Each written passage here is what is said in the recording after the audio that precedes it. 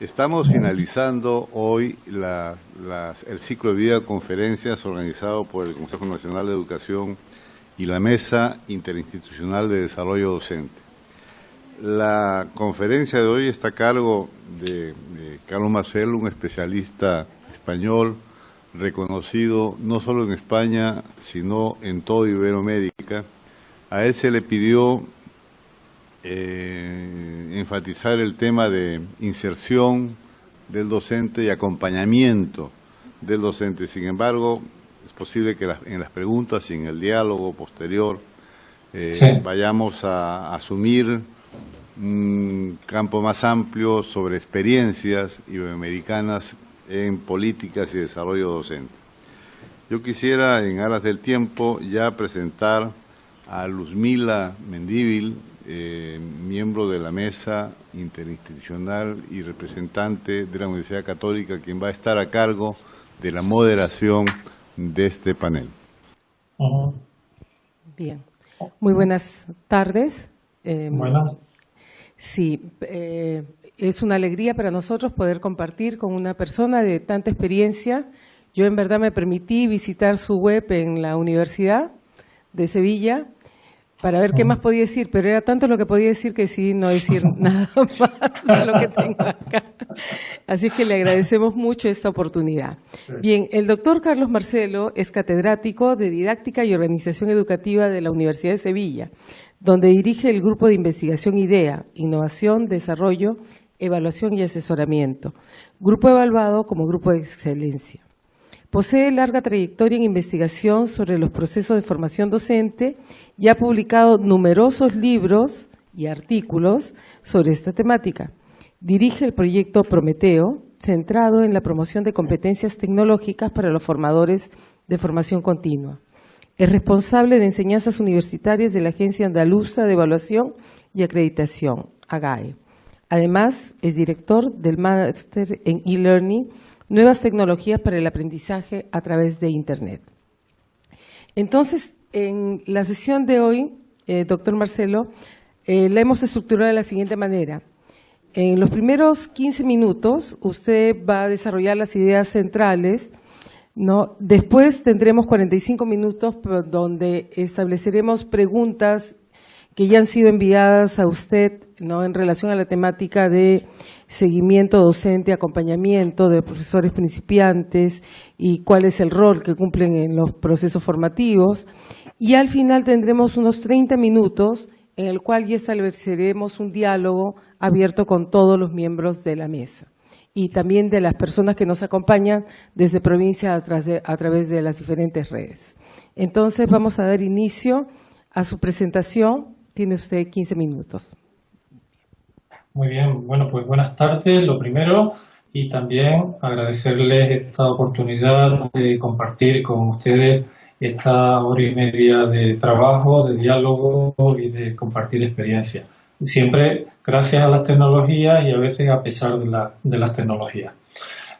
Bueno, como son 15 minutos, he elaborado una presentación para situar el tema que se me ha asignado. Ya mi compañera Beatrice Ábalos ha hablado sobre la formación inicial, Denise Bayan también habló sobre el desarrollo profesional docente y la evaluación, y este ámbito que se me ha reservado es un ámbito bien interesante porque en los últimos años, podríamos hablar de una década, pero quizás un poco menos, ha sido una temática de interés para tanto América Latina como Europa y Asia. Y es la idea y la constatación de que el profesorado, a lo largo de toda su trayectoria vital, pasa por diferentes etapas.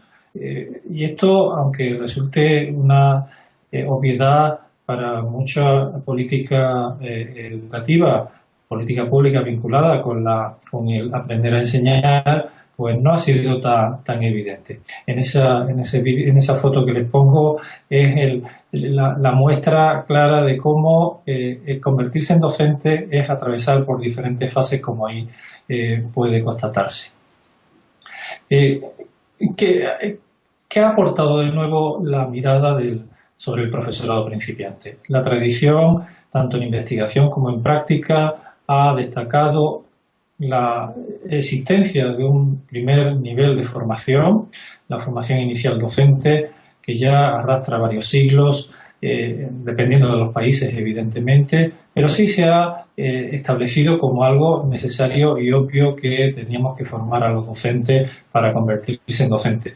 Digo obvio, pero es verdad que hoy día incluso la necesidad de la formación inicial docente en determinados países está siendo cuestionada por varios motivos. Uno de ellos, como ustedes en su misma pregunta plantean, el constatado fracaso de muchas de las estructuras de formación inicial docente que no consiguen que a los profesores se les forme y que cuando lleguen al terreno de la práctica estén suficientemente capacitados para al menos sobrevivir los primeros días.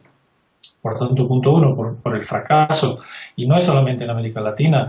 Uno encuentra estudios críticos sobre la formación inicial docente en Europa y en Estados Unidos, en Canadá, en cualquier país hay una gran crítica sobre la formación. Decía que no solamente por la crítica a las instituciones de formación, sino también por esa aparición de convertirse en profesor solamente con la aportación de la experiencia profesional y del conocimiento de determinadas titulaciones. Es decir, aquellos profesores que están convirtiéndose en docentes pero que no han pasado por la formación inicial. Bueno, por tanto, punto uno, formación inicial existía. Pero y también existe la formación de los profesores que están ya trabajando en el sistema. Y ahí sí, de una u otra manera, con más política o menos política, con más estructura o menos estructura, siempre ha habido una necesidad de formación, sobre todo vinculados a los procesos de reforma. Siempre que ha habido reformas educativas, en la implantación de nuevos currículum, de nuevas innovaciones, de nuevas tecnologías, siempre ha habido la llamada a la formación. Entre un eslabón y el otro ha aparecido siempre un espacio vacío. Y ese espacio vacío, que lo planteo como el eslabón abierto, es el que nos ocupa ahora. Es el que esa preocupación por los profesores que empiezan, por los profesores que no han terminado de aprender cuando ya están enseñando, esos profesores que están continuamente cuestionándose sobre su idoneidad para la profesión porque se enfrentan a situaciones complicadas para las cuales no han encontrado capacitación en su formación inicial. Y tampoco la formación continua les ha ofrecido los mecanismos necesarios. Bueno, pues esa situación de los profesores principiantes hoy día ya está sobre el tapete. Es decir, ha sido durante décadas un elemento oculto. El profesor terminaba su formación inicial y empezaba a enseñar con la misma responsabilidad, en el mismo horario, con la misma complejidad de alumnos o mucho más que los profesores experimentados.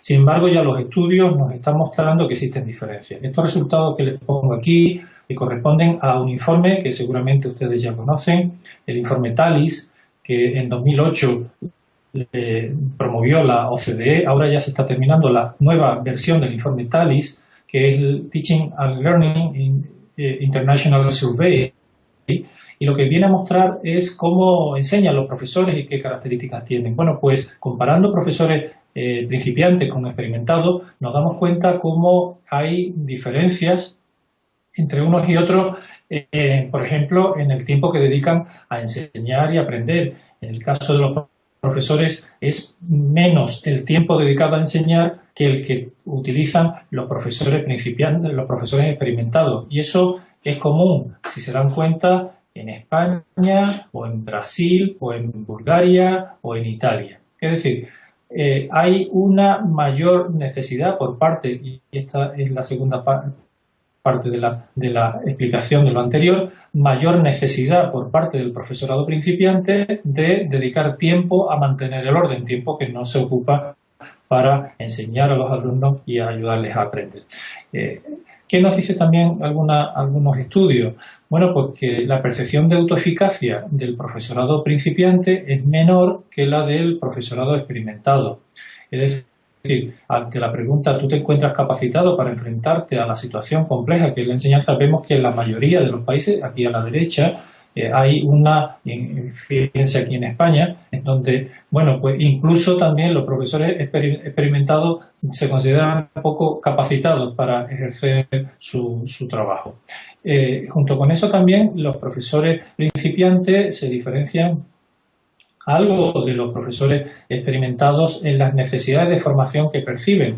En el caso de los profesores principiantes hay una gran preocupación por la enseñanza, la metodología, la manera de trabajar en el aula, sobre el aprendizaje de los alumnos, sobre el uso de las tecnologías. Dense cuenta cómo aquí hay un cambio curioso, en donde son los profesores experimentados los que más necesidades de formación tienen. Bueno, ¿a dónde nos lleva todo esto? Nos lleva a plantear que el trabajo de los profesores principiantes cuando empiezan a enseñar es un trabajo diferenciado respecto del que desarrollan los profesores con experiencia. Es decir, se trata de una etapa, de un momento importante del aprender a enseñar. Y sin embargo, en estos casos, la mayoría de los estudios que nos vienen, tanto internacionales como provenientes, de este caso del informe TALIS, nos muestran que en general, los profesores principiantes asumen las mismas responsabilidades o más que el profesorado experimentado. Asumen aulas complejas porque llegan a escuelas en las cuales hay poca preocupación por mantener o ofrecer a los que empiezan condiciones de trabajo más cuidadas, más acogidas, en la medida en que son personas que, además de ser docentes, son también aprendices. Hay algunas excepciones, como aparece ahí. Y esto ya es fruto de esa preocupación que en esta última década está habiendo, países en los cuales a los profesores principiantes se les propone un proceso de acompañamiento, no solamente sobre la base del mentorazgo, que es uno de los componentes principales, pero no único, la reducción de carga docente para dedicarse a analizar, a observar, a trabajar sobre los procesos de enseñanza, y en ese sentido hay ya vías de trabajo y de reconocimiento por parte de algunos países, como por ejemplo ahí les pongo Australia, Brasil, Estonia, Italia, Lituania, Portugal, Inglaterra, Escocia. Son espacios en los cuales ya hay un reconocimiento de la característica de la diferencialidad del momento de aprender a enseñar. Bien, ¿qué es lo que nos plantea convertirse en profesor? La idea de que no debe haber una ruptura entre la formación inicial y la formación continua. Y esa ruptura tiene que ser un conjunto, una continuidad, de tal manera que el profesorado, cuando llega a la escuela, si hemos hecho una buena formación inicial, seguramente no se encuentre con desafíos de falta de competencia didáctica, de competencia vinculada con los contenidos, de competencia vinculada con comprender la organización, y a veces, en gran medida, notamos, como decía al principio, que la formación inicial es falente en el sentido de no pertrechar al profesor de esas competencias. Entonces, entender que esa primera etapa es un proceso de aprender a enseñar a lo largo de toda la carrera profesional docente. Esta carrera profesional establece, y así nos lo mostraba Blakewood ya hace algún tiempo, que existen diferentes momentos en el proceso de convertirse en docente. Y ahí establecía este autor que hay diferentes momentos de evolución en el desarrollo psicológico, en el desarrollo profesional y en el desarrollo de la carrera. Y de lo que se trata es de entender que cuando un profesor está en el inicio de su carrera, está pidiendo competencias de supervivencia y competencias básicas. Y este es uno de los elementos de los cuales el acompañamiento debe de aportar aquel saber hacer profesional que el alumno no trae cuando accede a la enseñanza proveniente de una formación inicial que a lo mejor no ha sido lo más completa posible. Que establece también el desarrollo psicológico, que hay un proceso desde dependencia, es decir, de estar muy dependiente de lo que piensen otros, hasta un proceso de autonomía que está caracterizado por ser docente con competencias más elaboradas, con mayor nivel de reflexión y de conocimiento y de dominio de la profesión, y también con una evolución en la carrera profesional. Entonces, ¿qué quiero decir? Que hablar del desarrollo profesional docente planteado en etapas y en fases significa que las actividades de formación que ofrezcamos a los profesores principiantes deben ser acorde al tipo de necesidades y de situación y de contenido que ellos demandan. De esta manera, por tanto, hay un elemento que lo he destacado al principio en el convertirse en profesor, que es eso que llamaba dos tareas: enseñan y aprenden a enseñar. Y hay un elemento que es característico y que es permanente en casi todas las investigaciones. Desde Simon Bittman, que publicó un artículo en 1984, en el cual ya revisaba los problemas de los profesores principiantes, desde entonces se da ese efecto de lo llamado choque con la realidad. Es decir, lo que me encuentro en el aula no tiene nada que ver con lo que en la formación inicial me han enseñado. Y eso genera problemas específicos característicos de los profesores principiantes, que tienen que ver con la gestión del aula, la disciplina, la motivación de los alumnos, las relaciones con los padres, la evaluación. Cuando las situaciones de conflicto son muy altas y generan en los profesores principiantes sensación o percepción de una autoeficacia baja, en muchos casos y en determinadas áreas del conocimiento y en determinadas zonas se producen unos grandes índices de abandono. Ese abandono lo estamos viendo en las ciencias y en las técnicas y en idiomas en algunos casos. La semana pasada estaba en Brasil y me decían: necesitamos 500.000 de profesores. No solamente porque hay deserción, sino que hay crecimiento del sistema, pero que también cuesta trabajo mantener a los profesores en situaciones conflictivas, situaciones que son las que el sistema educativo no es capaz de generar procesos de acogida.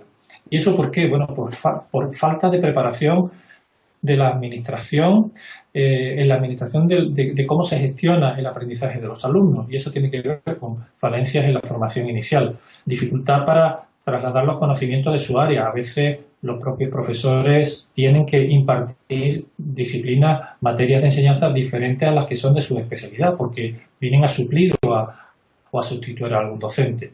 También el mal recibimiento en la institución educativa. Y este es uno de los elementos, desde mi punto de vista, clave. No se trata de poner en marcha programas solo de acompañamiento de los profesores si la institución educativa no crea su propio sistema de acogida y de socialización.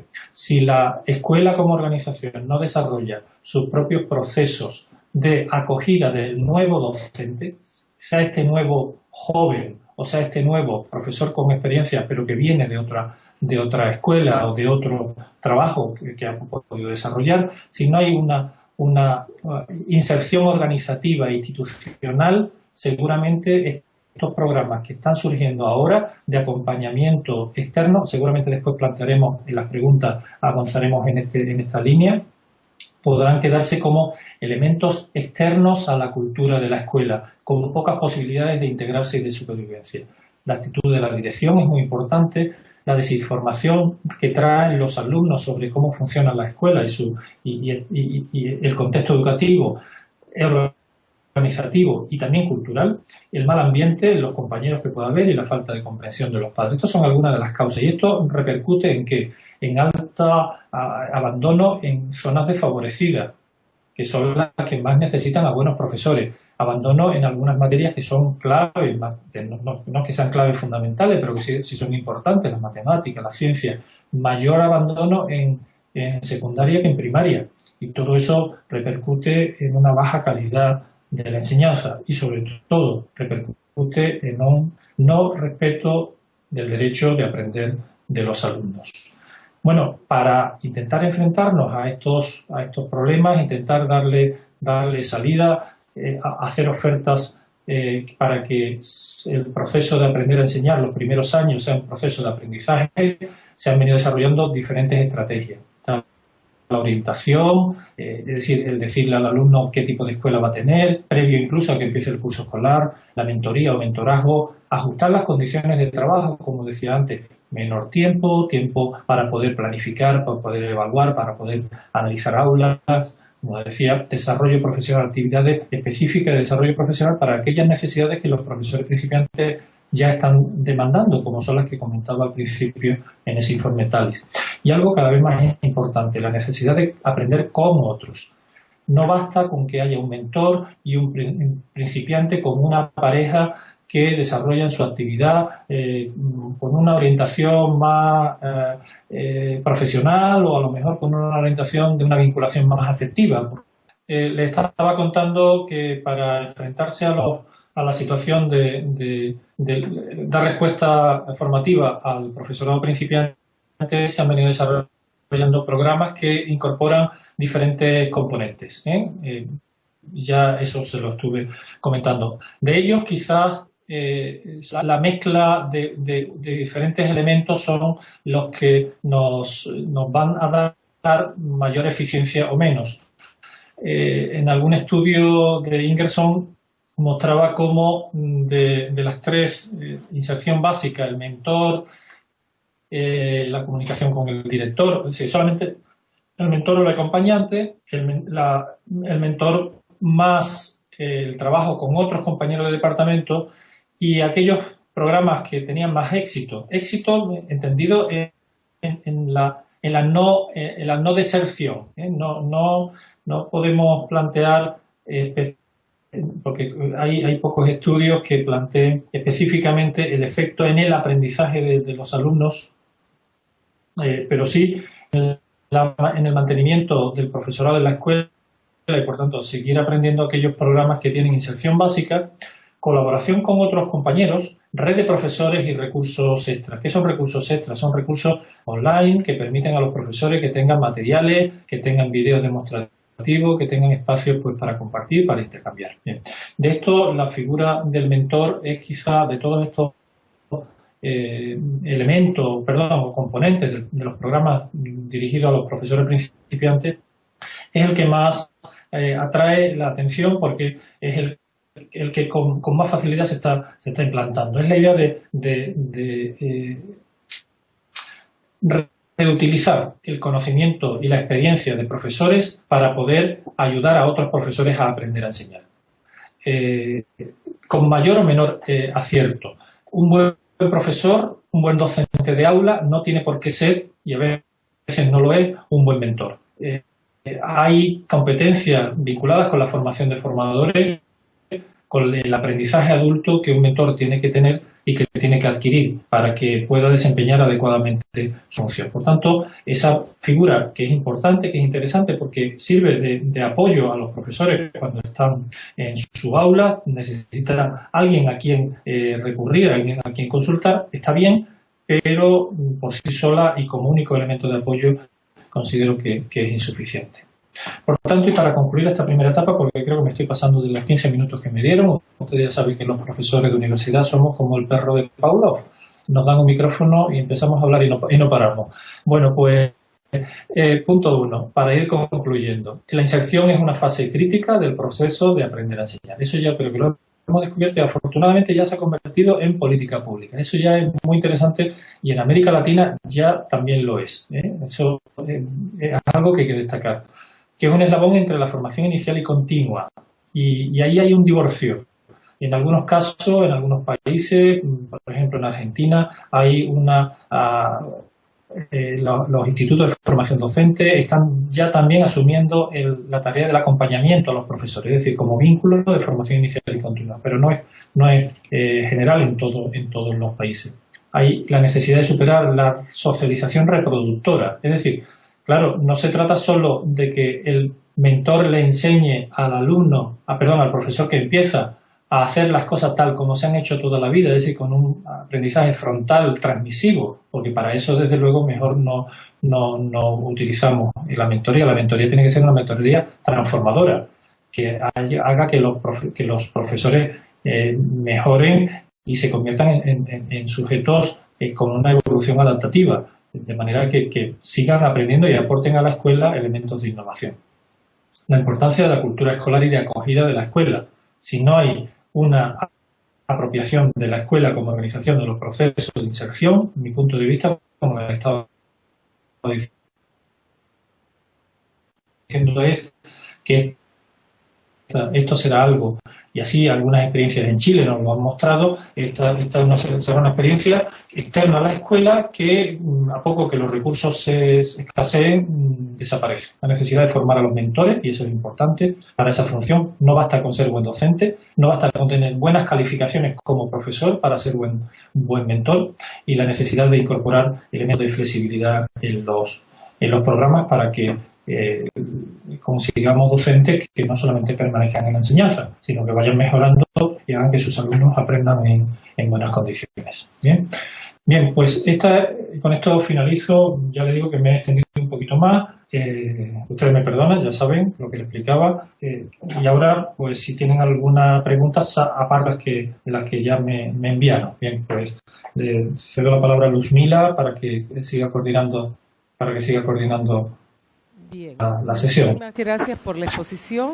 Sí, efectivamente hay un paso de tiempo, pero se justifica porque el tema es bien amplio y en verdad es complejo.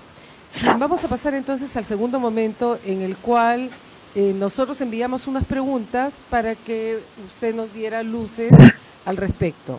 La primera de ellas es, de acuerdo a las investigaciones sobre docencia en América Latina, ¿cuáles son los principales problemas que experimentan los profesores principiantes y qué tipo de programas de apoyo a la inserción en la docencia han mostrado mayor éxito?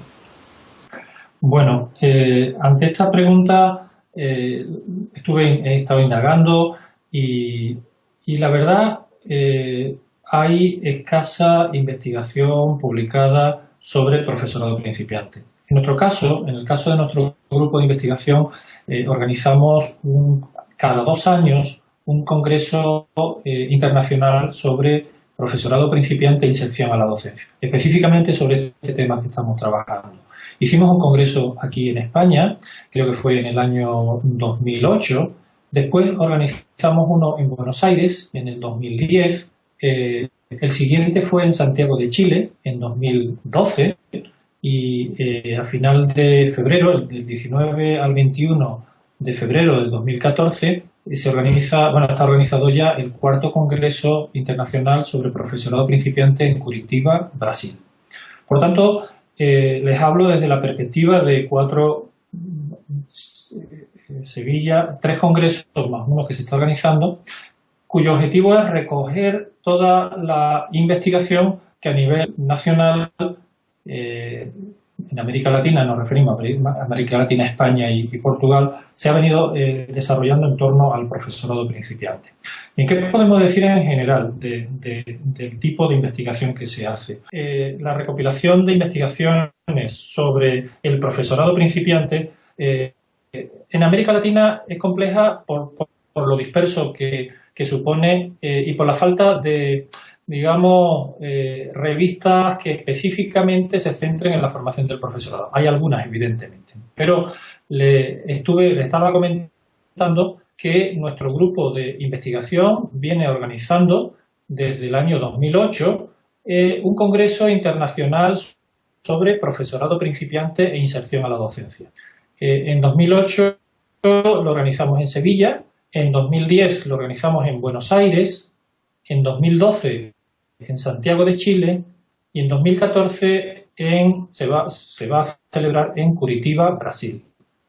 Es un congreso en el cual los trabajos de investigación están centrados en los profesores que empiezan a enseñar.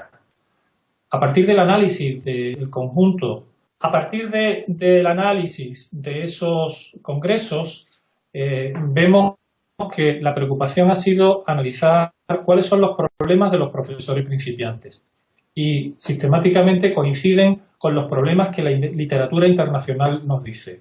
Es decir, problemas vinculados con la disciplina en el aula, con la percepción de autoeficacia, con la metodología didáctica, con las relaciones con los compañeros y las relaciones con los padres. Ese es digamos que cuando se les ha preguntado a los profesores cuáles son los problemas específicos, son en general coincidentes.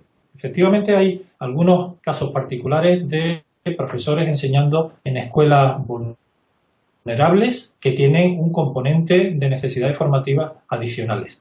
Ha habido alguna tesis doctoral, el doctor Luis Reyes de la Universidad Católica Silva Enríquez de de Chile, hizo su trabajo de tesis doctoral sobre el profesorado principiante, pero no se puede decir que haya un volumen tan amplio de investigaciones coincidentes para dar respuesta a la pregunta, sobre todo a la segunda pregunta que ustedes plantean. ¿Qué tipo de programa de apoyo a la inserción se ha mostrado con mayor éxito?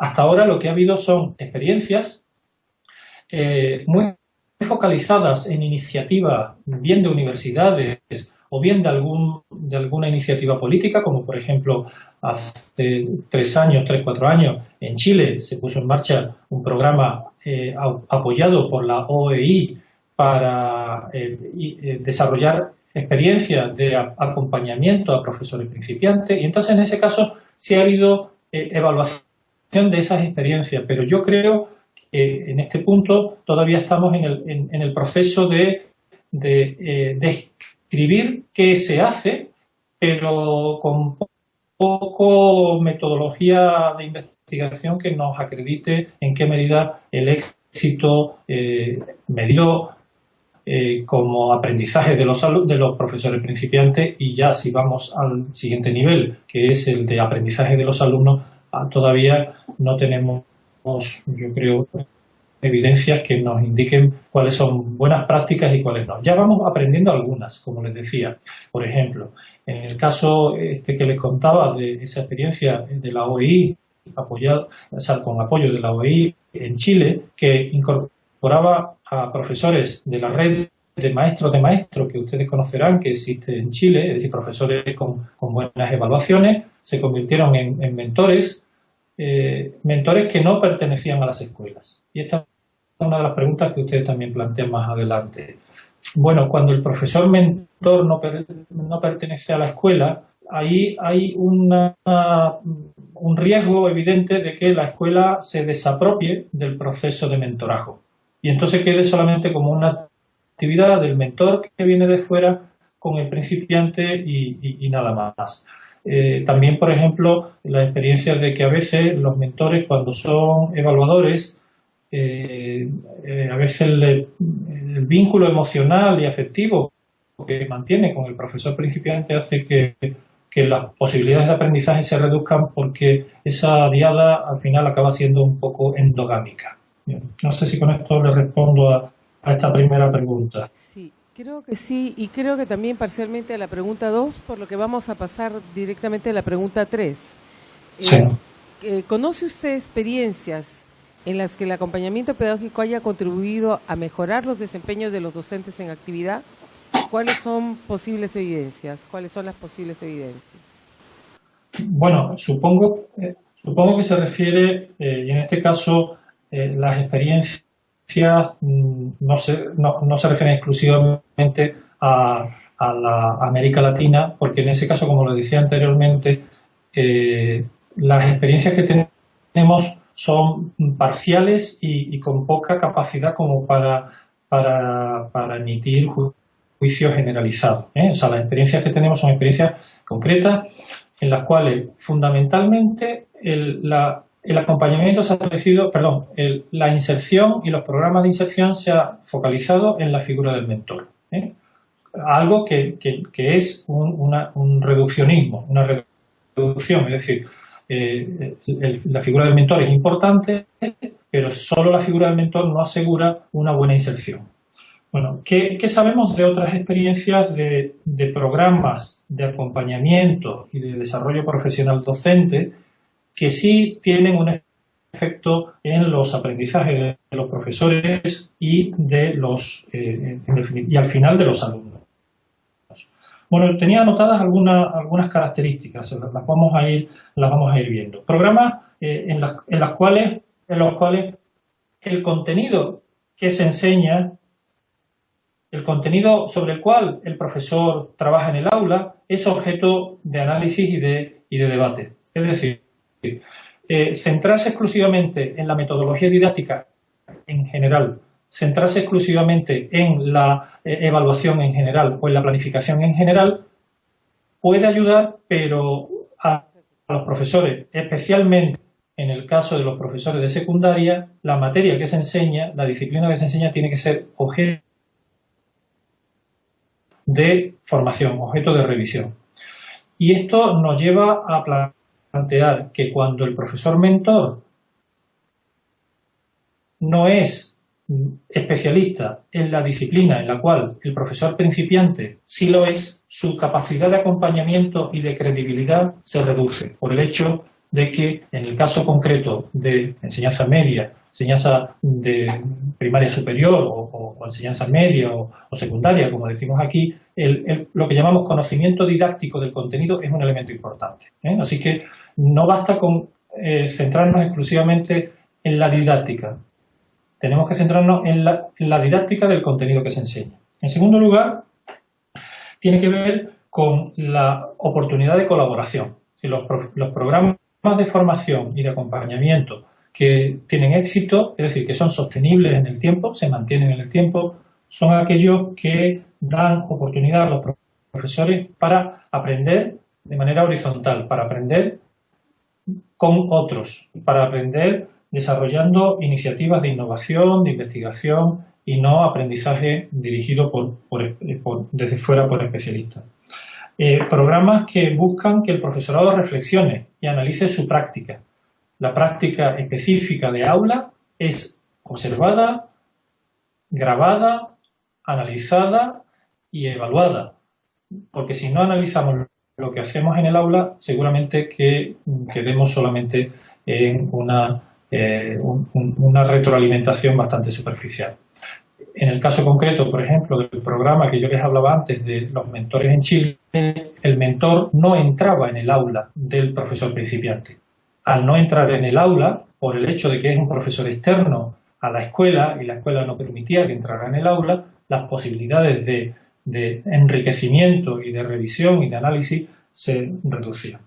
Programas también que toman como objeto de análisis las tareas de aprendizaje de los alumnos. Ya no solamente qué hace el profesor, sino cómo el profesor organiza el aprendizaje de los alumnos. Tareas individuales, tareas en grupo, tareas memorísticas, tareas de investigación, de indagación, de resolución de problemas.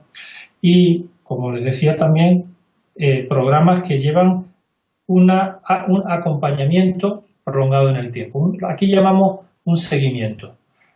Esos son programas, esas características tienen los programas que pueden o podemos esperar de ellos cierto éxito en el aprendizaje de los alumnos y en el aprendizaje de los profesores y quizás también en el de los alumnos.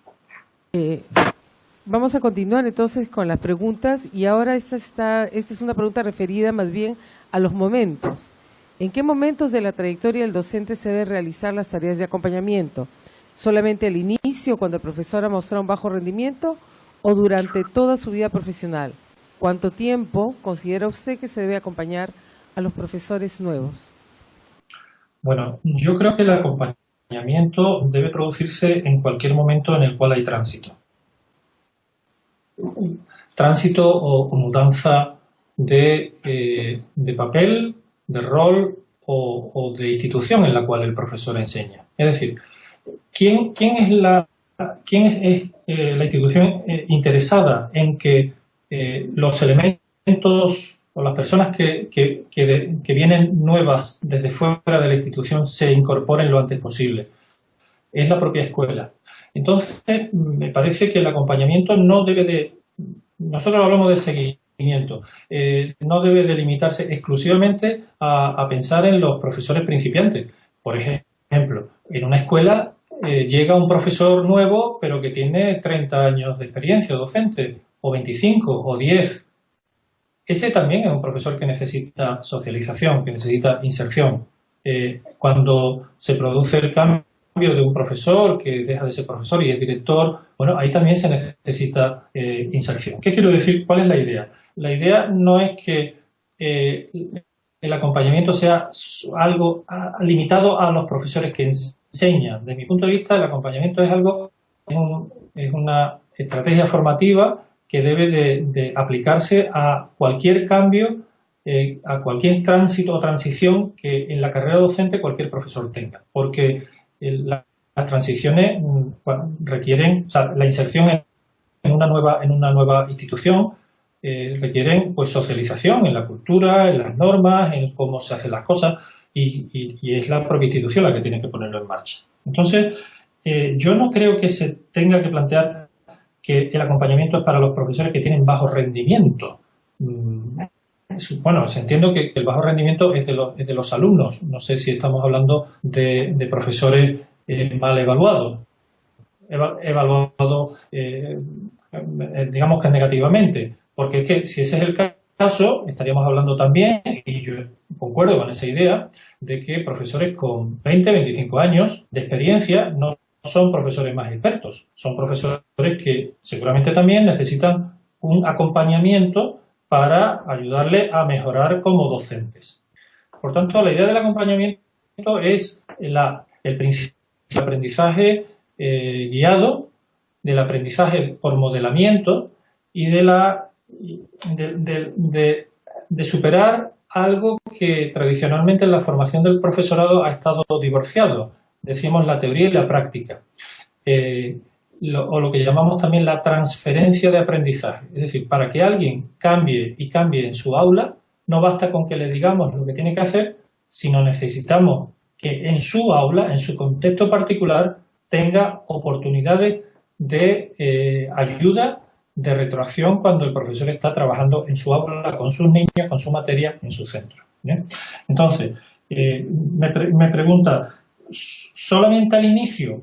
Mi punto de vista no. Mi punto de vista es que el acompañamiento debe formar parte de una política de desarrollo profesional docente en el que hay personas que en un momento determinado son acompañados y esas mismas personas pueden ser acompañantes. No sé si me explico.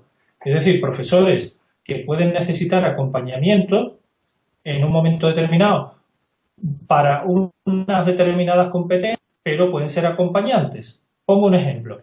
¿Se acuerdan esa diapositiva que les puse en la cual se veía que las necesidades formativas de los profesores principiantes eran mayores que las de los profesores experimentados, menos en el uso de las tecnologías? Bueno, un profesor principiante puede ser acompañado por otro experimentado para mejorar la gestión del aula y la disciplina, pero ese mismo profesor principiante que está siendo acompañado puede ser acompañante de otro profesor en el uso de las tecnologías en el aula. Esa idea de dentro y fuera, de ser acompañante y acompañado, a mí me parece que es interesante, sobre todo porque no clasifica a los profesores en el primer nivel, segundo nivel o tercer nivel. Sí. Luego pasamos al acompañamiento en relación a cómo lo estamos practicando acá en el país.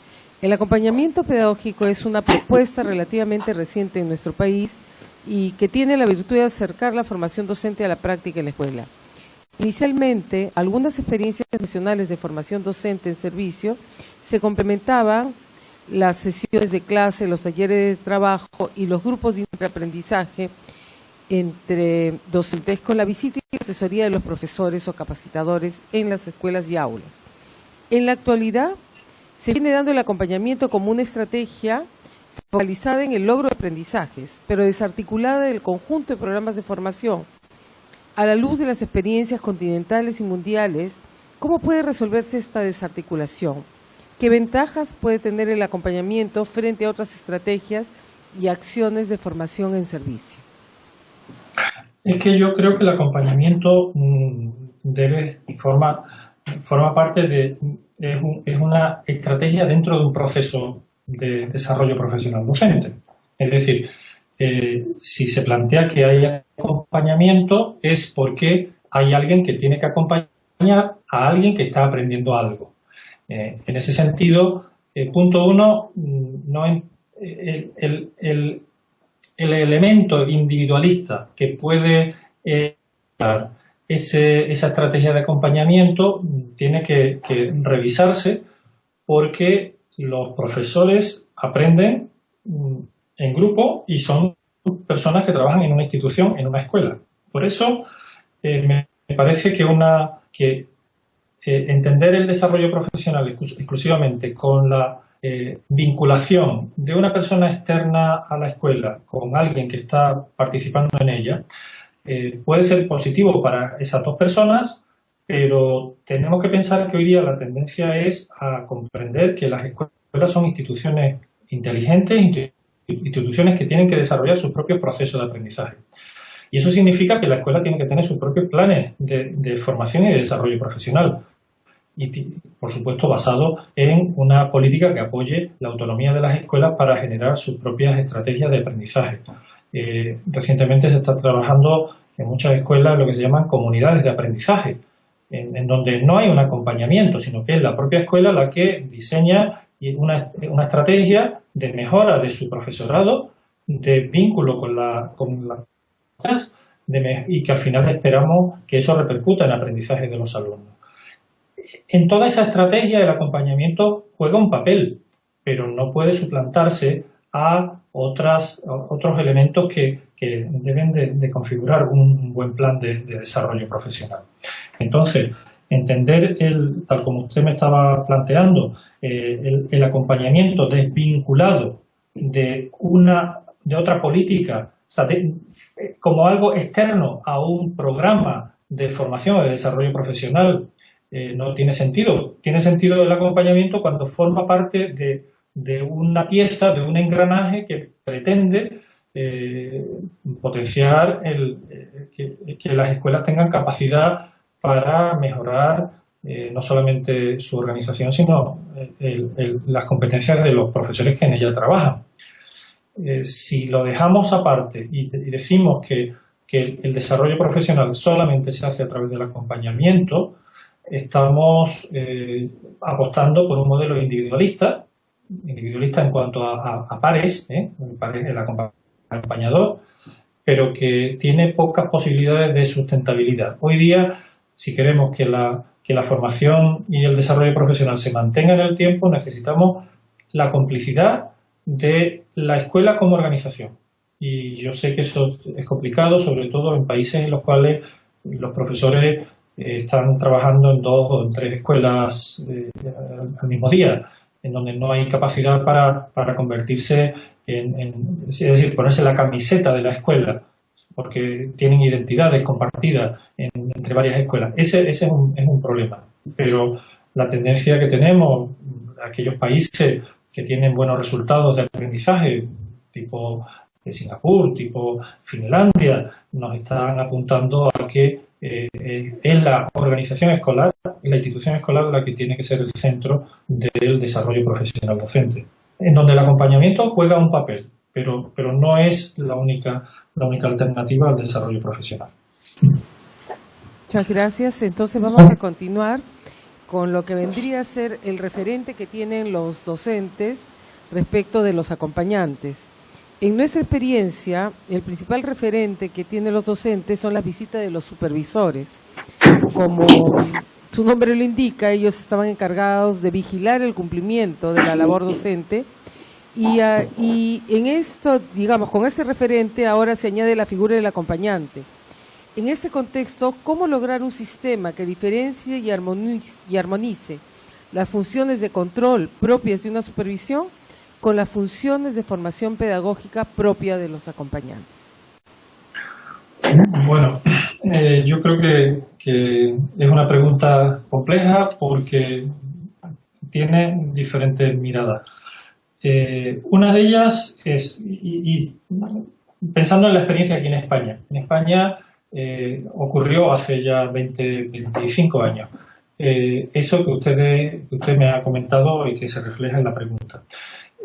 Hay un sistema que está en casi todos los países de supervisión e inspección escolar, cuya función, bueno, quizás no es tanto la evaluación del profesor individual, porque no sé si en su país era diferente, en gran medida los supervisores o inspectores eran inspectores de escuela y, bueno, pues intentaban evaluar y hacer que la normativa se cumpliera, pero sin entrar en detalle en cada aula y evaluar al profesor individualmente, ¿no? Pero en definitiva es el representante de la administración y es la persona que tiene capacidad punitiva y capacidad sancionadora. En el caso del profesorado principiante, pues es la persona que tiene capacidad para decidir si el profesor continúa en la profesión o se va fuera. Entonces, no podemos obviar que ese hecho está ahí.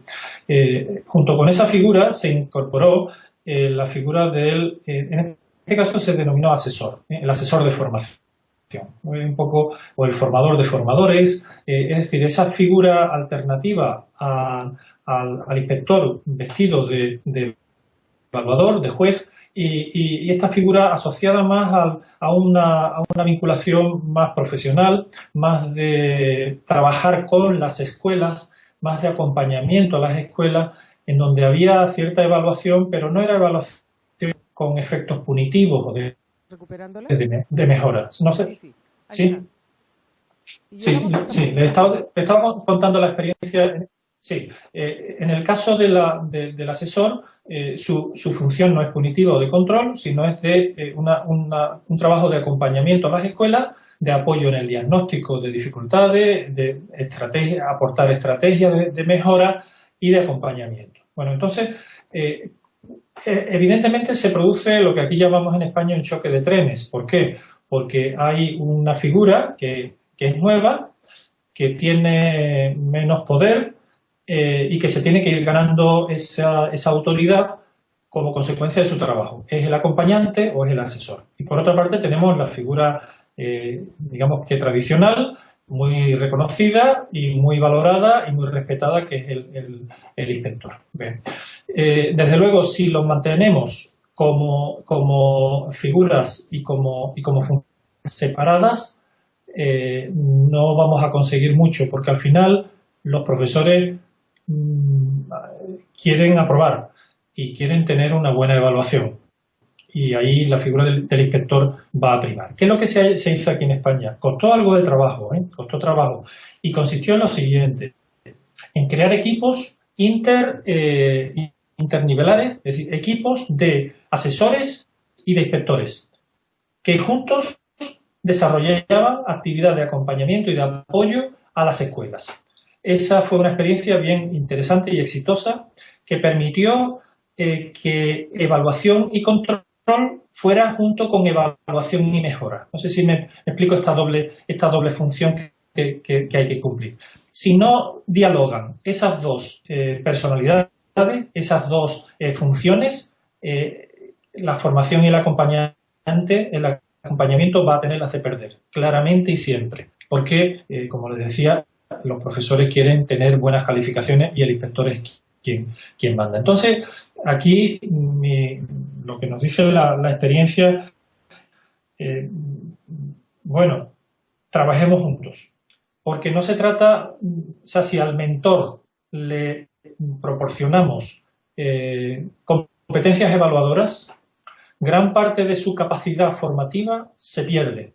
Porque cuando hay capacidad de evaluación, el convencimiento, el trabajar con el otro, la credibilidad, bueno, pues se pierde y el profesor se convierte en un camaleón que hace aquello que se espera que tenga que hacer para aprobar, pero cuando termina sigue haciendo aquello que cree que tiene que hacer. No sé si me explico. Pero claro, esto no es algo que se improvisa, es algo que tiene que salir desde la propia política, que vea que reconozca la sensibilidad de que si hay ya un rol que está reconocido por la escuela y hay otro que emerge, el del acompañante, si queremos que el del acompañante se establezca y enraíce, no podemos ponerlos a pelear con el inspector. Tenemos que ponerlos a colaborar con el inspector. Y esa yo creo que puede ser la única salida. Así es como les digo que en España se ha hecho.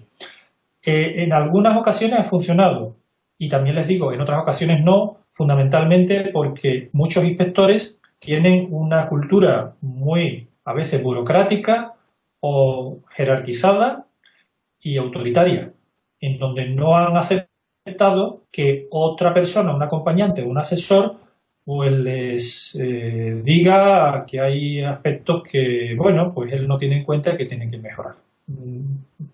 Así que no es una respuesta sencilla. No, pero sí nos ha quedado claro el sentido, ¿no? Que sí, cuando se asocia la evaluación, algo ahí no funciona.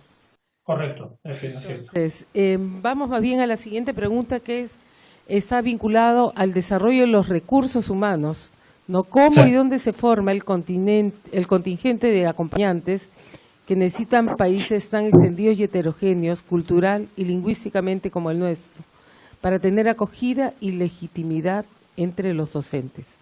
Como verá, tampoco es una pregunta simple. Bueno, yo les cuento, sí, nunca en educación, las preguntas pueden ser simples, las respuestas son las que son más complicadas. Vamos a ver, ¿dónde se forma? Una respuesta rápida, alguien diría, bueno, pues en la universidad, lógicamente, porque es la institución que tiene, que acumula conocimiento. Se supone que es conocimiento, a veces es conocimiento inerte, que no sirve para mucho, pero bueno, ahí está.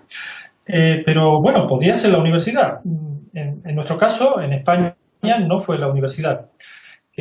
Si se establecieron lo que se llaman, quizá ustedes conozcan esta experiencia, los centros de profesores, centros de profesorado, en donde profesores con experiencia, con reconocimiento, con prestigio, formaron parte de estas instituciones y se organizaron los programas de formación de formadores o de asesores.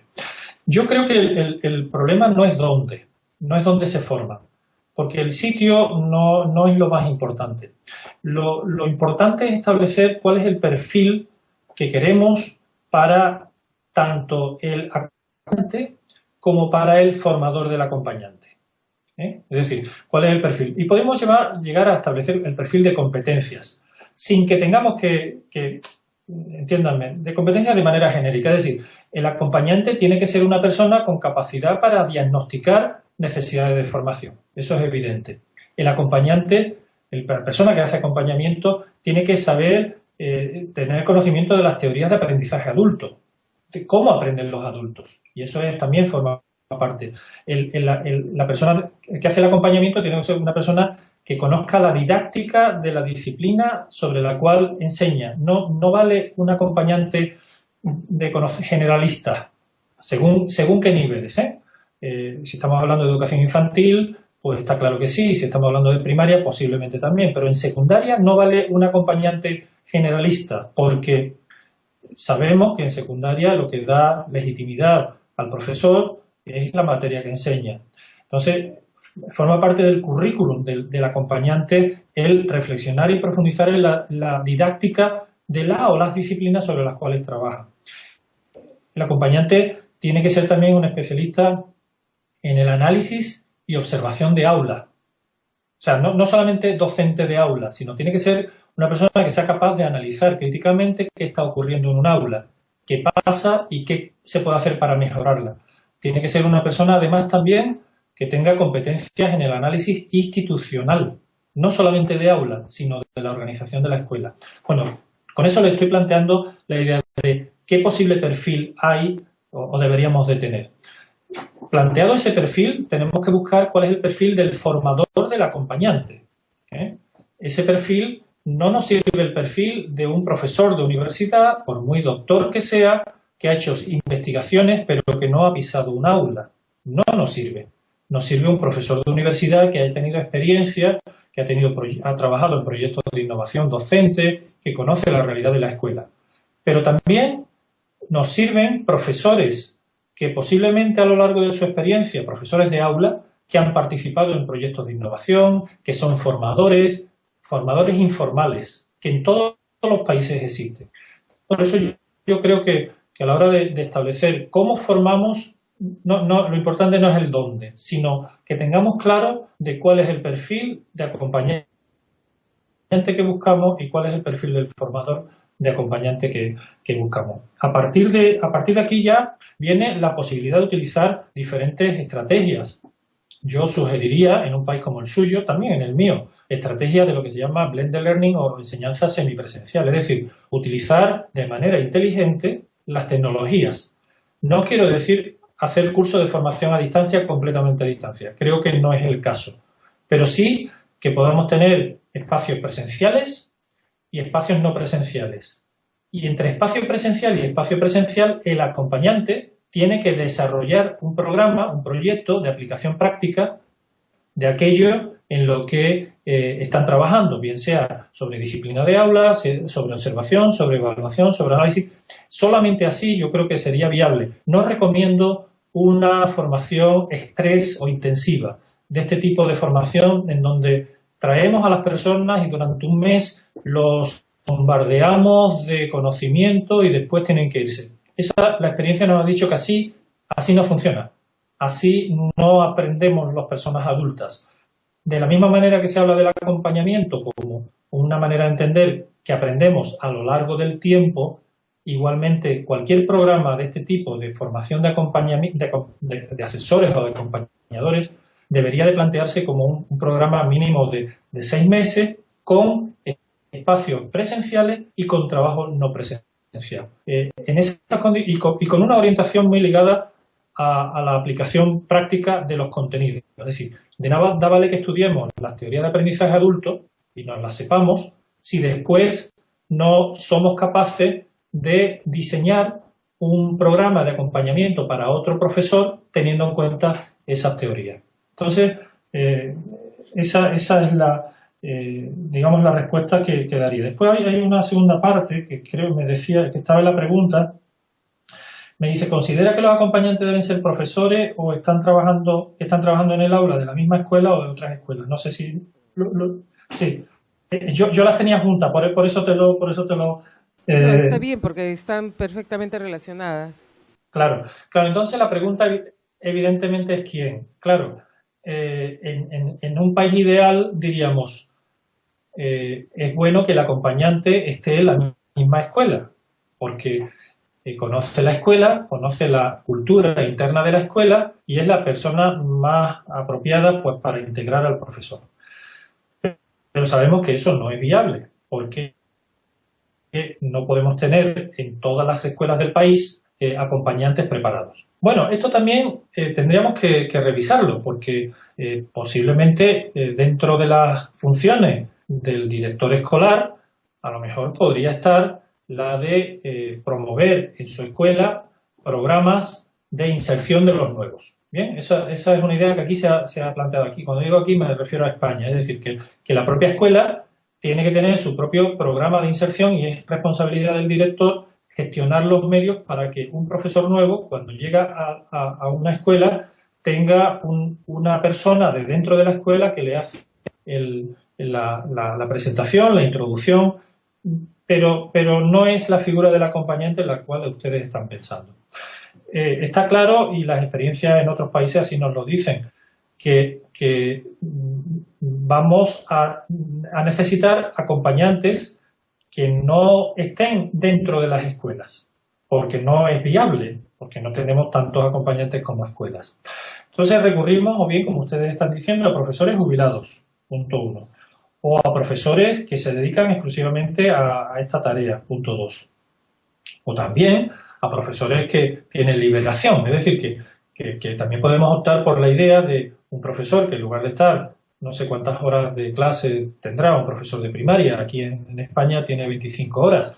Bueno, pues en lugar de dar 25 horas de clase, pues da 15 y el resto las puede utilizar para hacer visitas a otras escuelas. Por tanto, el quién lo hace puede ser variado. Lo importante, yo creo, y es lo que vemos que ha fallado en algunas experiencias, le contaba el caso de Chile. Cuando ahora llega alguien de fuera que no tiene poder, como es el inspector, el que viene de fuera tiene que ganarse la legitimidad.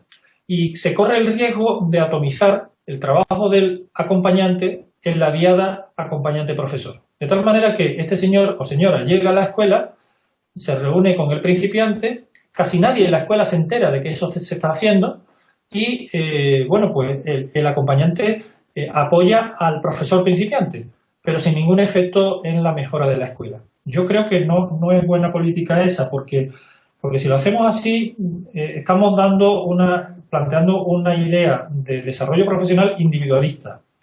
Creo que la figura del acompañante no debe limitarse exclusivamente, y aquí en España así se hizo, al trabajo con el principiante, sino el acompañante como la persona que es capaz o que está disponible para ayudar a la escuela a desarrollar sus propios procesos de aprendizaje, de formación, de desarrollo profesional. Específicamente puede trabajar con el principiante, pero tiene que tener también actividades de desarrollo escolar, lo que se llama formación basada en la escuela. y a partir de ahí sí puede ir ganando legitimidad. Si no, quiero decir, es mejor algo que nada, por supuesto. Es mejor que venga un profesor jubilado a ayudar a un profesor principiante de una escuela que no venga. Pero para mí que el efecto en lo que al final buscamos, es decir, que la escuela tenga su propia autonomía para desarrollar procesos de gestión, de aprendizaje, de autonomía escolar, de diseño de sus propias estrategias de mejora. Si ese es el objetivo, y esa es la tendencia internacional, es decir, que las escuelas, comunidad de cambio, tengan capacidad y autonomía para diseñar sus propios procesos, en ese proceso entran elementos externos, como el acompañante. Entonces, yo, ¿qué les diría? Creo que es mejor que el acompañamiento venga de dentro que no de fuera. Si viene de fuera, es mejor que se incorpore como oferta formativa para la escuela, además de para el principiante. Porque si es solamente para el principiante, corremos el riesgo que les decía de atomizar una experiencia y estoy seguro que cuando pasen 3 o 4 años y los recursos económicos sean menores, será una figura prescindible. Muchas gracias. Entonces vamos a pasar a la última pregunta. En uno de sus artículos plantea que los docentes deberían llegar a ser expertos adaptativos. ¿Qué habilidades, actitudes y conocimientos debe desarrollar un docente para ello? ¿Qué estrategias de acompañamiento se requieren? Bueno, esta es una meta que creo que no se improvisa. Vamos a ver. Yo, y la tendencia en los estudios internacionales que nos plantean cómo será el aprendizaje en el siglo XXI, nos están planteando que hay ciertas tendencias claras. Una de las tendencias tiene que ver con lo que se llama aprendizaje a lo largo de toda la vida. Las personas que nos vamos a desempeñar en el siglo XXI, y la gente joven mucho más que los que ya peinamos canas, van a vivir y están viviendo en un mundo en rápido cambio. Rápido cambio no solamente tecnológico, sino de las propias estructuras de las organizaciones, de la manera de entender las instituciones. Y el cambio ya no es algo que lo podamos elegir, sino es una realidad con la cual tenemos que convivir. Por eso no entiendo un docente, en realidad no entiendo ningún profesional que se dé por satisfecho con la formación o las competencias adquiridas en su etapa de formación inicial, porque sabemos que ya la formación inicial solamente nos da unas competencias genéricas que nos permiten para empezar a desenvolvernos en el mercado de trabajo, en el mundo laboral, para comprender las realidades en las cuales nos insertamos, pero que rápidamente se convierten en obsoletas. No solo se convierte en obsoleto la tecnología, se convierte en obsoleto parte del conocimiento que hemos adquirido. Y hay evidentemente hay campos disciplinares que son más estables, pero la misma geografía, la misma economía, la biología, la física, la química van evolucionando enormemente. ¿Qué quiero decir? Que tenemos que insertar en nuestros estudiantes, y esto es responsabilidad de la formación inicial, sobre la cual en general fracasamos. No podemos enseñar a alguien a ser autónomo diciéndole que sea autónomo. ¿Cómo lo hacemos? Y esto es algo que hemos aprendido aquí en Europa después de todo el proceso de Bolonia, del aprendizaje basado en la práctica, de la idea de que aprender a ser docente, igual que aprender a ser abogado, no es solamente un volumen de conocimiento que lo incorporamos y después lo expulsamos, sino que es adquirir habilidades y capacidades de enfrentarse a situaciones de problemática. Bien, todo esto ¿por qué lo digo? Bueno, llegar a ser un experto adaptativo es aquella persona que ha aprendido su profesión, que tiene capacidad de reflexión y de comprensión de los problemas que su profesión tiene, tanto su profesión en general como los problemas particulares de cómo enseño y cómo aprenden mis alumnos. Efectivamente, un experto adaptativo es esa persona que es capaz de aprender y sobre todo de desarrollar sus propios procesos y estrategias de aprendizaje, es decir, que es capaz de desarrollar aprendizaje autónomo, el que es capaz de generar procesos de autoformación y aprende a través de diferentes herramientas, aprende observando, aprende reflexionando, aprende compartiendo, aprende aportando y aportando a otros aquello que él está haciendo. Es decir, es esa persona que es capaz de comprender la realidad en la cual está y comprenderla con profundidad y con capacidad de cambio. Yo creo que una de las características del experto adaptativo es la de tener apertura permanente al cambio.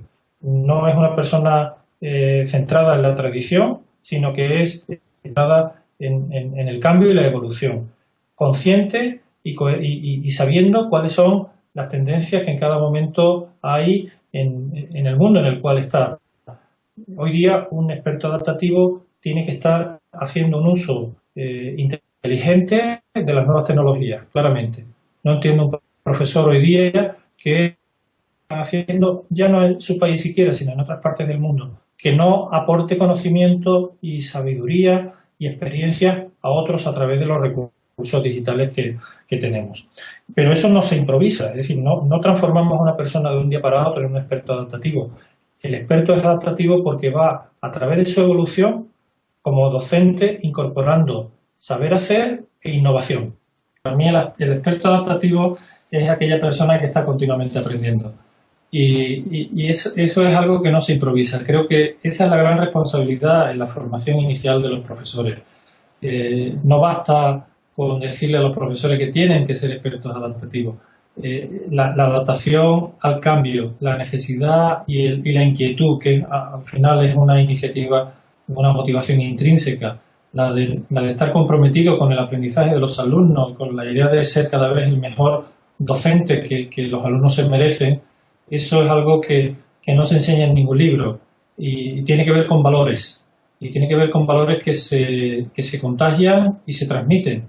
Y para mí los formadores en formación inicial tenemos una enorme responsabilidad de no dar todo por hecho, no dar verdades ciertas, incorporar la duda, la necesidad de indagar, la necesidad de estar continuamente aprendiendo.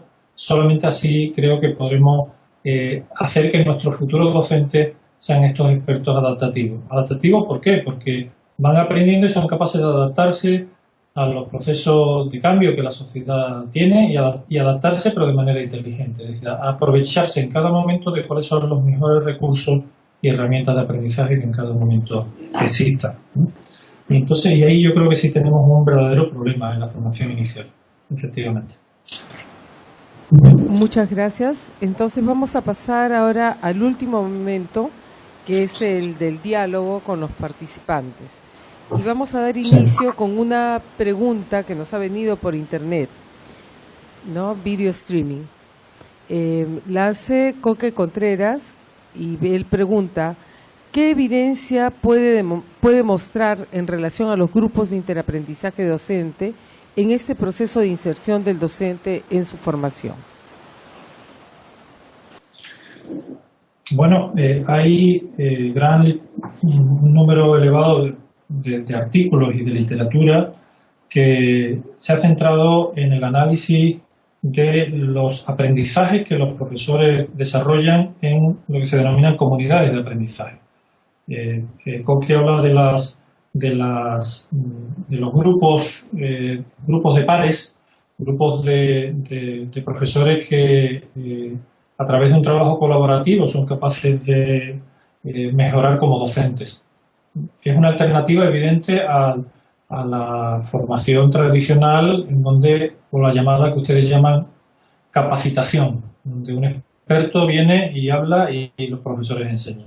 Bien, las investigaciones nos dicen que cuando hay un aprendizaje entre iguales, en donde se dan ciertas condiciones, algunas de las cuales son a las que me refería.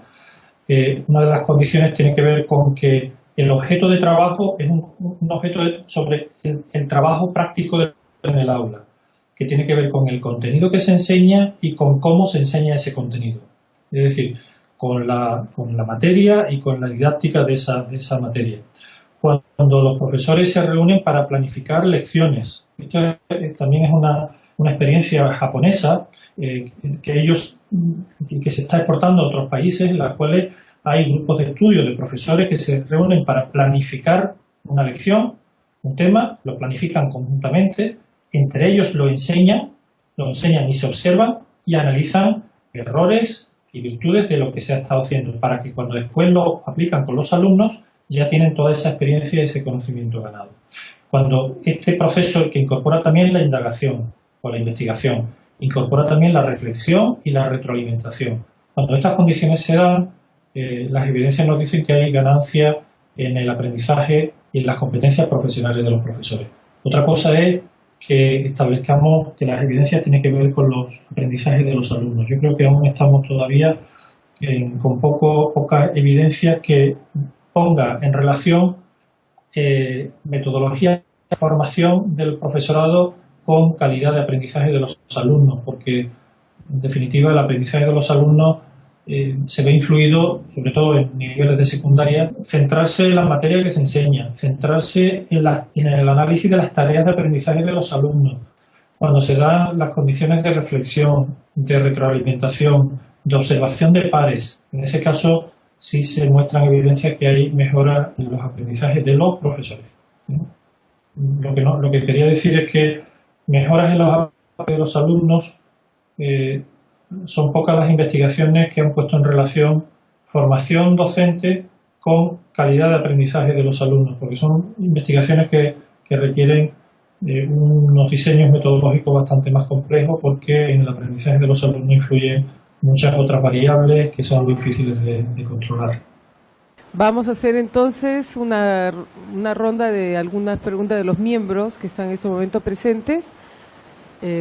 A ver, le doy la palabra a Haití. Sí, algo muy puntual. Quisiera saber si mentoría y acompañamiento se pueden usar indistintamente.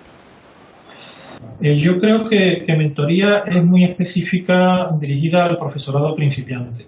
El concepto de acompañamiento me parece que es bastante más amplio y no se limita exclusivamente al momento del profesorado principiante, sino puede ser acompañamiento a una escuela, acompañamiento a un grupo de profesores, y esto es un concepto para mí bastante más amplio y abarcador que el de mentoría. Muchas gracias. Pasamos entonces a la pregunta del profesor Rivero. Carlos, muchas gracias por la intervención vuestra y útil para nosotros. Hay una situación que se reitera en los centros educativos peruanos. A la hora del inicio de clase y distribuir roles entre los docentes, generalmente se encomienda al docente recién egresado, al de menos experiencia, los años primeros, que son los más difíciles, los más demandantes. ¿Qué hacer respecto a esa realidad? Claro, es que si pensáramos que el médico que acaba de incorporarse a un hospital va a ser el que haga una operación de trasplante de corazón, pues seguramente más de uno ya nos denunciaría y nos llevaría a los tribunales. Y sin embargo, ¿qué ocurre en la enseñanza? Es algo frecuente. O sea que esto que pasa en Perú ya cada vez pasa menos, pero ha venido pasando en muchas instituciones. Bueno, simplemente es la evidencia de una tradición que entiende que enseñar es algo fácil y que cualquiera puede enseñar. Y por tanto que hay un escaso respeto a los propios alumnos. Bueno, ¿qué hacer en este caso? Está claro que si no hay una política interna de la propia escuela, yo les comentaba anteriormente que ya en España se ha planteado la idea de que la escuela tenga que plantear su propio plan de inserción del profesorado principiante. Y eso tiene que ver con las asignaciones de tiempos y de alumnos. Y esto lleva a que en muchos países los profesores principiantes tienen menos horas de clase, precisamente para poder realizar esas tareas de acompañamiento, de mentoría, y también se les asigna no las clases peores y ni tampoco colegios más conflictivos o más deficitarios o con mayores niveles de vulnerabilidad. Yo creo que aquí hay una cuestión clara de opción política, es decir, que o la administración establece cuáles son las normas de asignación de la docencia a los profesores principiantes, de tal manera que cambie esa tradición, donde el último que llega es el que se lleva lo peor, o bueno, pues poco podemos hacer, porque si es la propia institución la que decide cómo organizar los horarios y nadie se pregunta por qué los principiantes están en los sitios más complicados, ni los padres tienen capacidad de influencia, las cosas van a seguir en la misma tónica. ¿Qué es lo que ha pasado en otros países? Bueno, pues se ha establecido como una norma, es decir, la norma de que hay una orden a la hora de elegir cursos o materias, y prima la antigüedad, pero también tiene que primar el que los principiantes tengan aulas no las más complicadas. Profesor Rivero, no le puedo decir más nada, porque creo que aquí es una cuestión que es tan cultural que solamente cambiará cuando haya una decisión política que haga ver que esa tradición pues, es una tradición equivocada. Porque si esperamos que desde dentro surja, podrá surgir en algunos casos, pero soy pesimista al pensar que esto sea algo generalizado. Bien. Voy a dar entonces paso a las preguntas de los otros miembros. Les pido por favor que cada uno se identifique. Gracias por la presentación tan ilustrativa. Y Gracias. yo quisiera plantear que en nuestra realidad peruana tenemos todavía muchos pasos por dar antes de llegar a la profesionalización docente tal como nos la has explicado. Creemos que el tener mentores y tener acompañantes bien preparados implica darle el peso a la profesión docente que se requiere en una sociedad que empieza a mirar la educación como un eje para el desarrollo y para el cambio. En el caso nuestro estamos a puertas de una evaluación de directores de planteles educativos. Se espera que los directores van a ser evaluados por su capacidad de ser líderes pedagógicos. Mi pregunta va en el sentido si crees que sería un buen comienzo para tener líderes pedagógicos que empiecen a hacer este trabajo de mentoría en los centros educativos, en la medida en que nuestro presupuesto es bastante bajo en educación, no existe todavía la voluntad política de hacer los cambios necesarios, pero sí sentimos que hay algunos cambios que se pueden ir aprovechando en el camino que nos ha sido señalando. Gracias. Sí, gracias. Sí, Carlos, un momentito. Vamos a pasar a hacer una ronda de preguntas para que puedan aglutinarse y responderse de manera conjunta. Ya, frente al grano. Buenas tardes, Carlos. Soy Carmen Montero, del Hola, Consejo Carmen. Nacional y del Instituto de Estudios Peruanos. Me preocupa el asunto de los profesores principiantes y el esfuerzo que parecería que hay que poner en su seguimiento, su acompañamiento, su mentoría, cuando es claro que hay todavía mucho que corregir, mucho que mejorar en la formación inicial.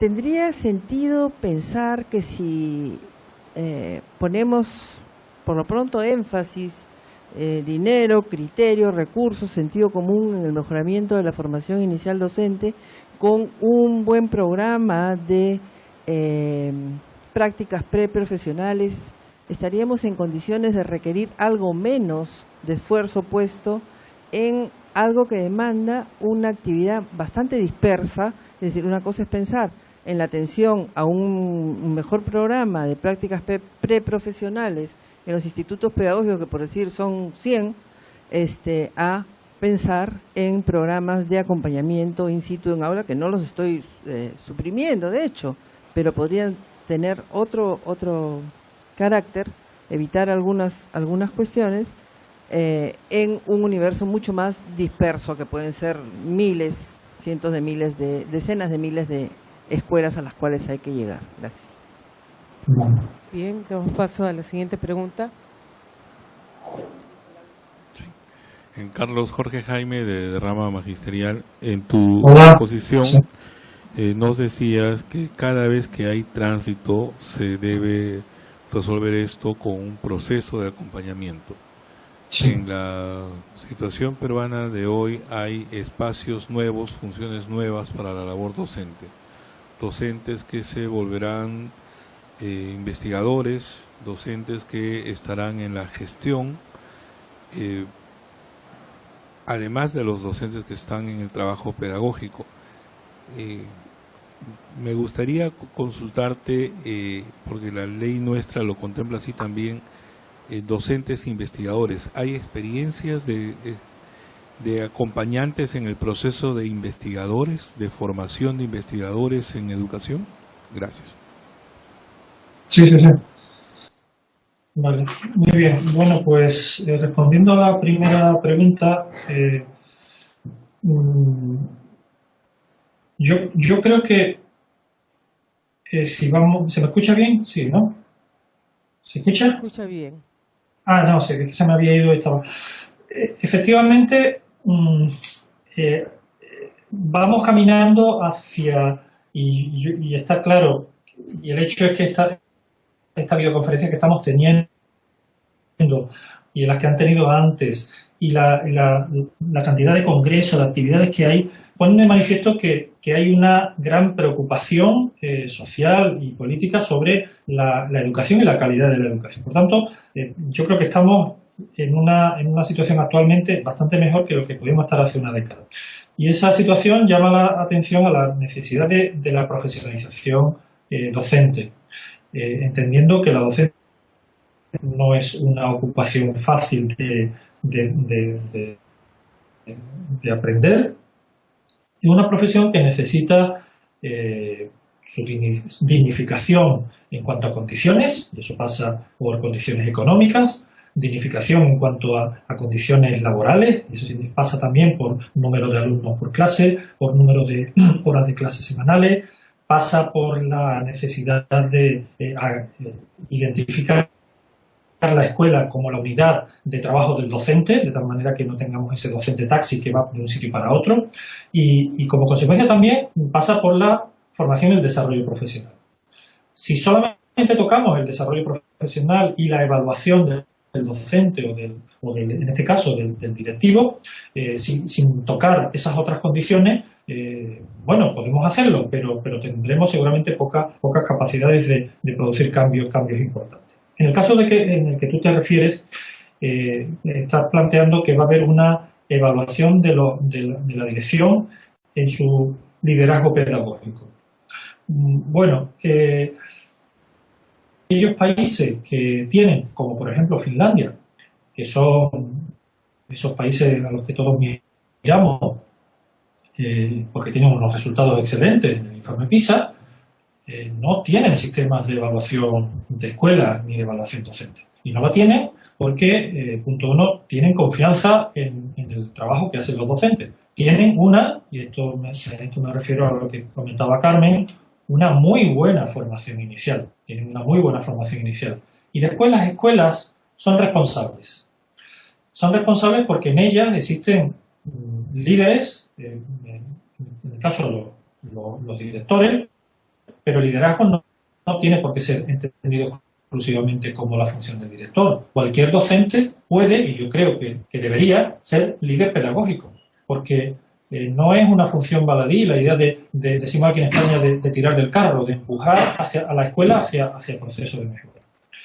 Entonces, en este proceso de liderazgo pedagógico del director sí puede estar algo a lo que yo me refería anteriormente, a la idea de que la escuela, aparte de tener su propio proyecto pedagógico, su proyecto educativo, tiene que tener también su proyecto de desarrollo profesional para la propia escuela. Y ahí es donde entra la inserción de los nuevos o de los que transitan. Esto haciendo referencia a la intervención de Jorge. Entonces, claro, ¿ha existido mentoría o acompañamiento antes?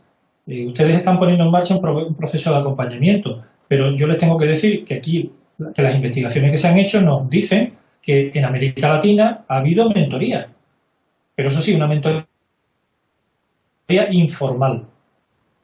Es decir, en el caso de la mentoría, ha existido en las escuelas siempre lo que llamamos mentorazgo informal.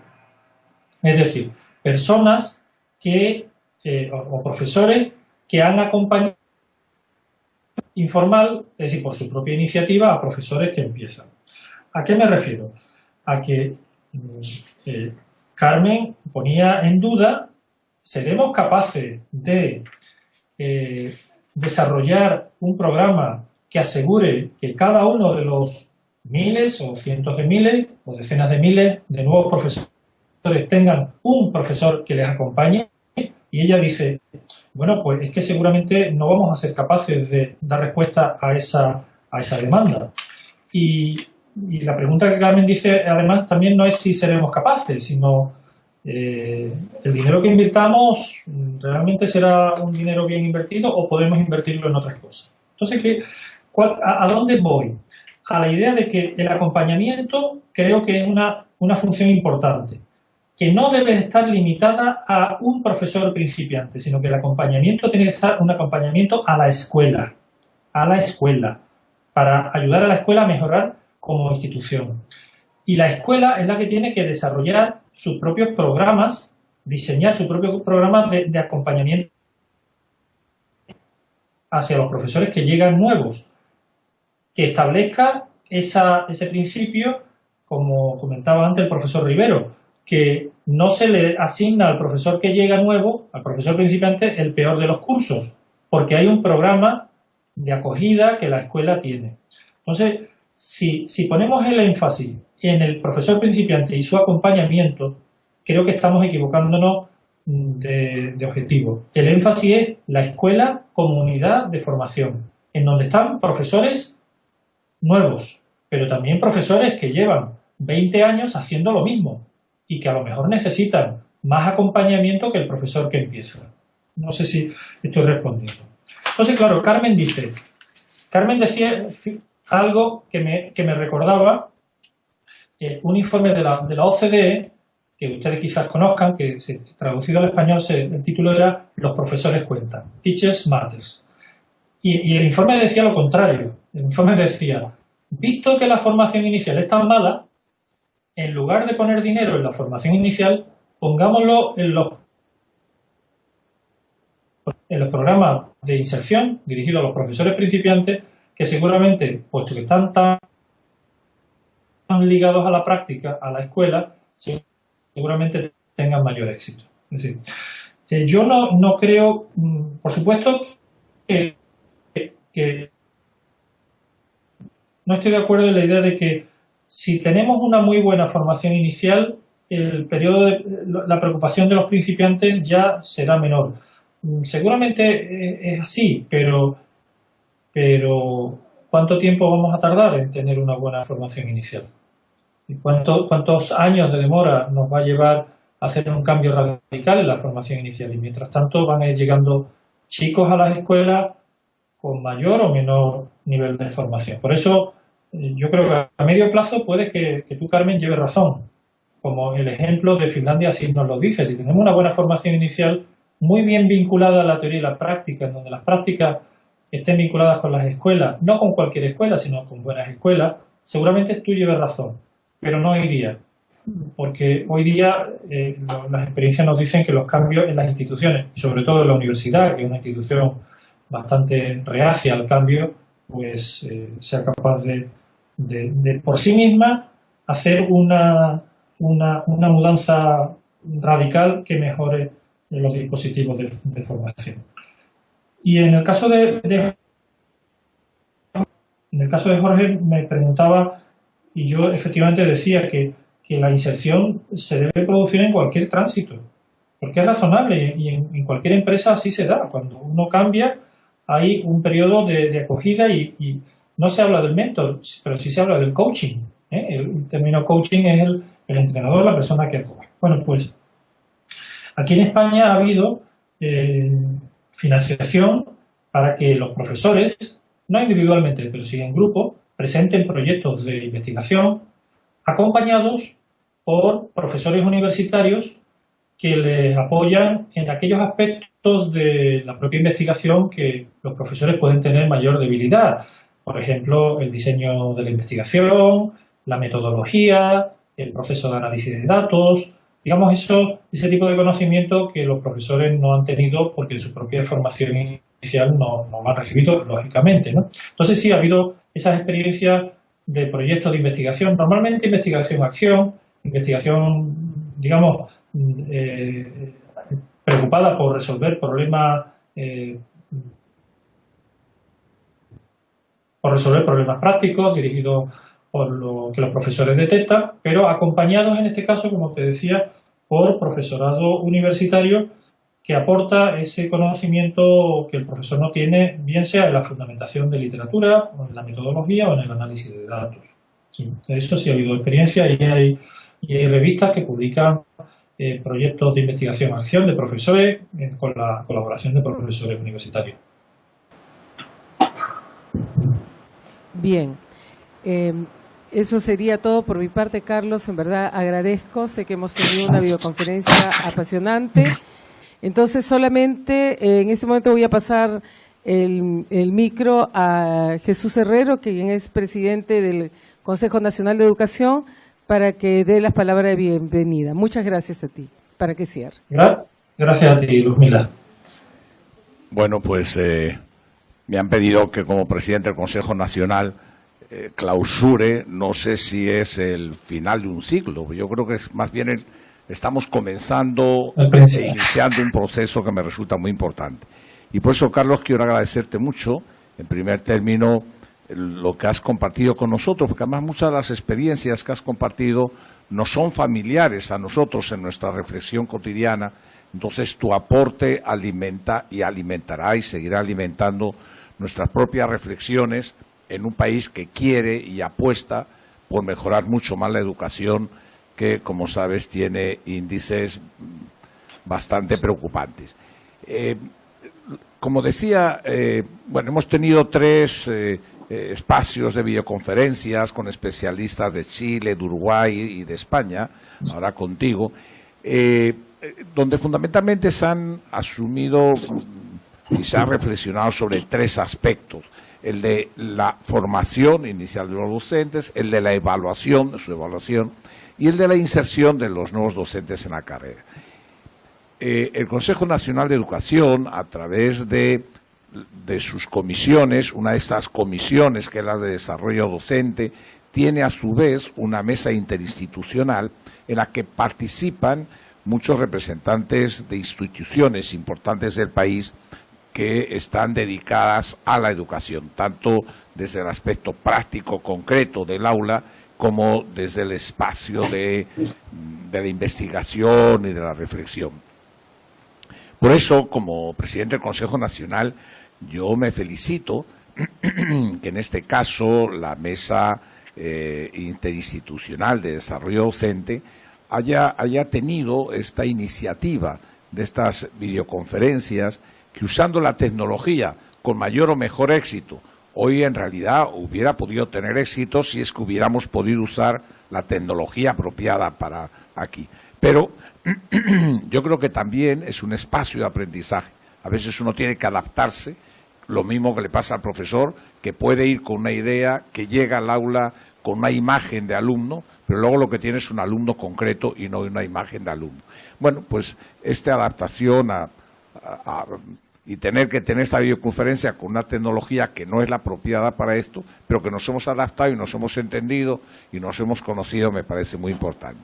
Por eso es que quiero agradecer a la mesa interinstitucional, como Consejo Nacional, de todo el esfuerzo que han hecho. No puedo, al terminar, dejar de agradecer y de decir y de manifestar que esto ha sido posible gracias al ofrecimiento de la UNESCO, a la acogida de la Mesa Buen Desempeño Docente, como decía, y a instituciones que participan en la mesa, como esta Pontificia Universidad Católica, que se han aunado en una iniciativa que ha posibilitado estas 3 videoconferencias, que por cierto se han tenido en los claustros de la Pontificia Universidad Católica de Lima. Quiero resaltar también que estas transmisiones se han podido realizar con el apoyo de Perú Educa, desde el Ministerio de Educación, vuelvo a repetir, de la Pontificia Universidad y de la Fundación Telefónica. Creo que se han unido esfuerzos para haber tenido una experiencia que me parece muy importante y que por eso yo creo que no estamos clausurando el final de nada, sino tal vez celebrando el inicio de un proceso que se debería continuar porque queda mucho camino por recorrer y mucha reflexión por realizar. Por tanto, pues qué duda cabe que han sido muchas las voluntades que se han puesto en movimiento y que han posibilitado estos encuentros. Como Consejo Nacional de Educación nos comprometemos a seguir fortaleciendo estos espacios de diálogo y de propuestas y a seguir caminando juntos para conseguir nuevos aportes que podamos hacer a la educación de nuestro país para que efectivamente este crecimiento del que nos hablan en el país vaya de la mano con la educación para que el crecimiento pueda convertirse en desarrollo. Muchas gracias, Carlos. Muchas gracias a todos y todas que nos han posibilitado estos encuentros y muchas gracias y muchos saludos a quienes nos han ido siguiendo desde el Internet o en forma directa. Gracias a todos y a todas. Muchas gracias y un saludo.